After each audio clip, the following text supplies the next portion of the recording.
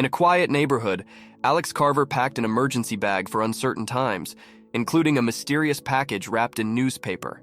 Outside, 3 intimidating men called out for him from their car. The following day, Ronan, a struggling MMA fighter, faced another defeat in the ring. His coach scolded him for not giving his all, competing in underground fights, and living a transient life. After the lecture, Ronan checked his phone to find a strange message from his father, urging him to return home urgently at 6:19 p.m. on Sunday. Despite their 2-year estrangement and the odd tone of the message, Ronan decided to go back, worried about his father's silence. Using his old keys, Ronan entered their childhood home, expecting to find his father but meeting his sister Beatrix instead. She revealed their father had moved out months ago after their mother's death. Confused by identical messages from their father, they searched for clues. In the garage, they were joined by Harry, their neighbor who worked as a public defender and had a crush on Beatrix. Harry mentioned seeing Alex recently but never talking to him, and recalled the disturbance with the men outside their house the previous night. Digging deeper, they found Alex's emergency bag in the trunk, stocked with survival gear like a knife and flashlight, and the intriguing newspaper-wrapped package. Inside, they discovered a strange black sphere that beeped and lit up when Ronan pressed a button. The newspaper also featured a shocking headline about Clinton's assassination and Gore taking office. Harry suggested involving the police and introduced them to his friend, Captain Stone, who offered little help without evidence of foul play. Promising to keep an eye out for Alex, Captain Stone directed them to the abandoned building mentioned in Alex's message. Together, Ronan, Beatrix, and Harry entered the desolate building, finding it exactly as described, eerily empty. As they explored, they stumbled upon a paper bag labeled Dragonburger, a brand unknown in their city. Harry tried to use the elevator only to find it malfunctioning. The walls were covered in graffiti depicting alternate versions of Earth, where historical events unfolded differently. Suddenly, an alarm blared and lights flashed, urging the group to flee outside. They emerged to find the city devastated by an ancient bomb blast, the untouched building suggesting the disaster occurred long ago. Overgrown plants indicated the passage of time. As they processed this surreal scene, they encountered 2 strangers who threatened them at gunpoint. A patrol truck intervened, forcing the trio back into the building where their assailants dared not follow. They climbed stairs until blocked on the 7th floor, retreating into a room. Harry speculated that the building could transport them between alternate Earths, a theory affirmed when Polly suddenly appeared. Polly, knowledgeable about the building's mechanics, explained it shifted every 36 hours.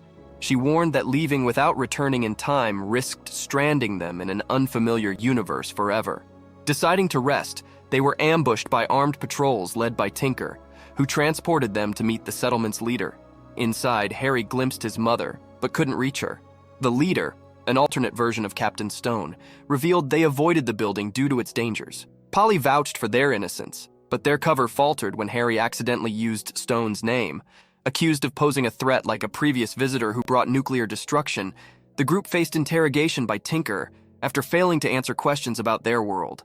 Locked in captivity, Harry and Polly bantered in their cage while Ronan and Beatrix were separately restrained and interrogated. Ronan's frustration peaked until Beatrix reminded him of their mother, leading to a tense discussion about his departure after her death. Ronan confessed he left to protect Beatrix from his struggles, though she chided him for leaving her to care for their father alone. Their conversation was interrupted by Tinker, who pressed Beatrix for information about Alex and the mysterious building, threatening Ronan with a modified gun. Desperate to save Ronan, Beatrix claimed she could provide information. When Tinker momentarily turned away, Ronan seized the opportunity. Using his MMA skills, he incapacitated Tinker, freed himself, and released Beatrix. As Tinker started to revive and activate his bomb, Ronan swiftly knocked him out again. They escaped just in time. Elsewhere, Polly's flirtation with Harry was interrupted by Ronan and Beatrix, who came to their rescue. Together, they subdued the patrol caretaker and escaped in a stolen vehicle. Meanwhile, at the settlement, Captain Stone uncovered Tinker's betrayal as he activated the bomb to destroy the building, fleeing with Stone's truck and the nuke. Their stolen car stalled just short of safety, and with Tinker closing in, they dashed inside the building, awaiting its scheduled jump. As the bomb ticked down, amidst chaos, Ronan and Beatrix reconciled. The explosion coincided with the building's jump, transporting them to a new alternate Earth just in time. In this unfamiliar reality, Polly revealed they couldn't return to their original world via the building. They'd merely shifted to another Earth on the same day. The group split up to gather information about Alex. Ronan teamed up with Polly, while Beatrix partnered with Harry. Unbeknownst to them, Tinker had also made the jump and was hot on their trail. Beatrix and Harry visited an electronics store where Harry was intrigued by a cutting-edge cell phone. Attempting to purchase it, Harry's credit card failed, prompting him to use a hand scan labeled Bio, revealing details of his alternate self on screen. They noted the address and left with the phone.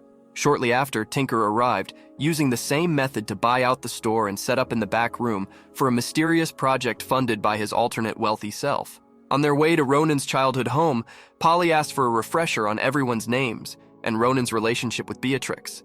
They stopped at a food truck selling crombies, where Ronan confided in Polly about feeling like the odd one out in his family of intellectuals, being more of a jock. When he tried the hand scan payment, it failed, suggesting this reality's Ronan might not exist or was deceased. They quickly left to avoid drawing attention.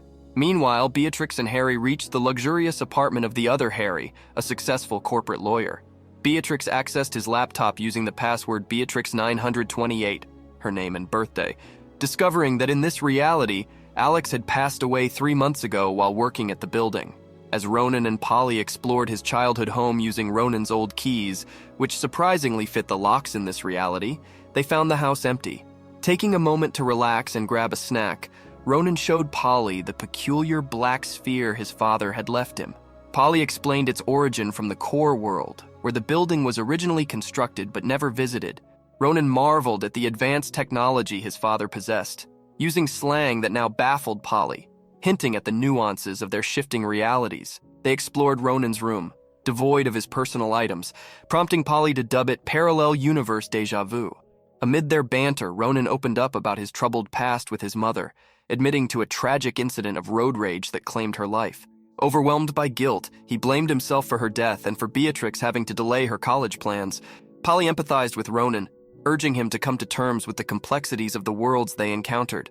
Inspired by their conversation, Ronan investigated the garage and found his father's emergency bag in the car trunk. This time, the newspaper inside cryptically instructed Ronan to leave immediately. Their moment was shattered by the arrival of a car outside, and the 3 intimidating men from the previous day called out for Alex as they entered the house. Ronan managed to sneak up and subdue 2 of them, while Polly used a taser from another reality to incapacitate the 3rd. Though Polly didn't recognize them, she knew they were dangerous individuals she'd encountered in various worlds. With tensions escalating, Ronan, Beatrix, Harry, and Polly decided they had to leave immediately after witnessing chaos involving the other Harry on street screens. They rushed back to the building, only to find Tinker already there with his new device. Tinker revealed he'd survived the nuclear blast by hiding inside the building and was determined to uncover its mysteries, believing the creator resided on one of the blocked floors. Using his machine to hack the building's systems, Tinker sent electric shocks through the structure, causing it to tremble. Beatrix confronted Tinker at gunpoint, but Ronan convinced her to let Tinker proceed in hopes of finding answers. As Tinker intensified the shocks, the elevator unexpectedly dinged open, revealing Alex stepping out. Alex praised Tinker's ingenuity in connecting with the building and directed him to take the elevator for answers about the nuclear devastation of his Earth. Tinker, now wary yet determined, departed, and Alex reunited with his children as Polly discreetly stepped back. Alex disclosed he and their mother hadn't originated from Ronan and Beatrix's Earth but settled there to protect them. He revealed that not all of their mother was gone and insisted they find her to deliver the sphere Ronan possessed, a key to accessing the core world, now unattended due to the creator's absence on the upper floors. Tinker returned, accusing Alex of deceit, but Alex swiftly disarmed Beatrix and shot Tinker before leaving. Beatrix was torn between following her father and staying as the building prepared to jump, indicated by flickering lights.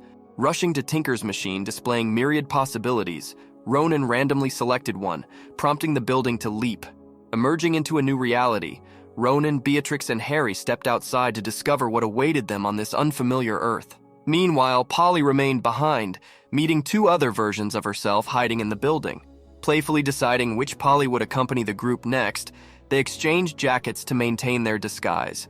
If you liked this story, please like this video and subscribe to Recap Nest for more amazing sci-fi recaps. Stay safe and see you next time.